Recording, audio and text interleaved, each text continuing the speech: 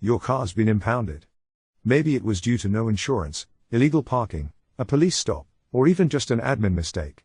Whatever the reason, I'm here to walk you through exactly what to do, step by step, to get your car back from the pound in the UK. First, let's quickly cover why this might have happened.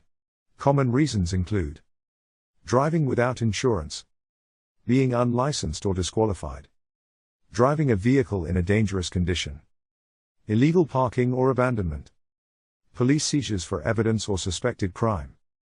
If this has happened to you, don't panic. It's frustrating and stressful, but fixable. Step 1. Find out where your car is. You should get a notice from the police, if they seize the car, or a letter or phone call from the local authority or DVLA. The notice should tell you where the car is being held, why it was impounded, what documents you'll need, and the deadline to collect it. If you're unsure where it is, you can call 101, the police non-emergency number, and ask. Step 2. Gather your documents. This is really important and you usually need the following. A valid driving license. If yours is a provisional one, you must be accompanied by a full license holder. Proof of insurance. A temporary policy of up to 28 days will almost certainly be rejected, but they should accept a specialist 30-day one from an impounded car insurance company. Proof of ownership, usually your V5C logbook, or a new keeper slip if you recently bought it. MOT certificate, if required. Proof of address such as a recent utility bill. If someone else is collecting the vehicle on your behalf, they'll need a signed letter of authorization from you and their own ID as well. Plus you may well need to accompany them.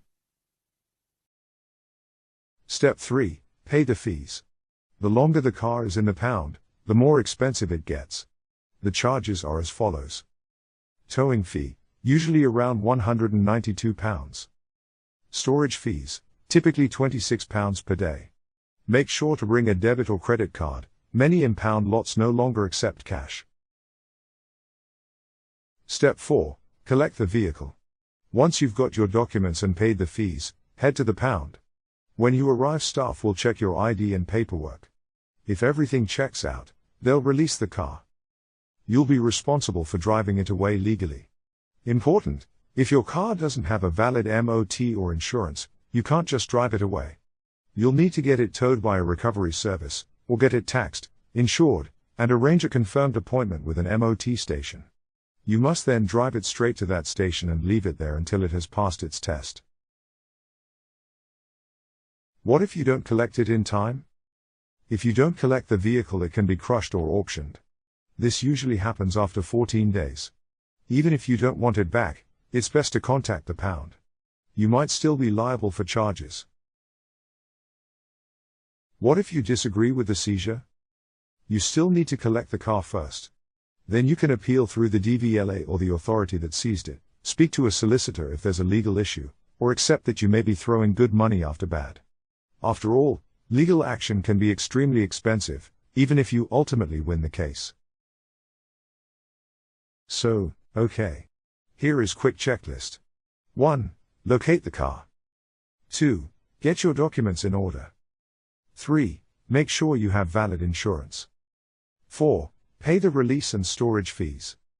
5. Arrange legal transport if needed.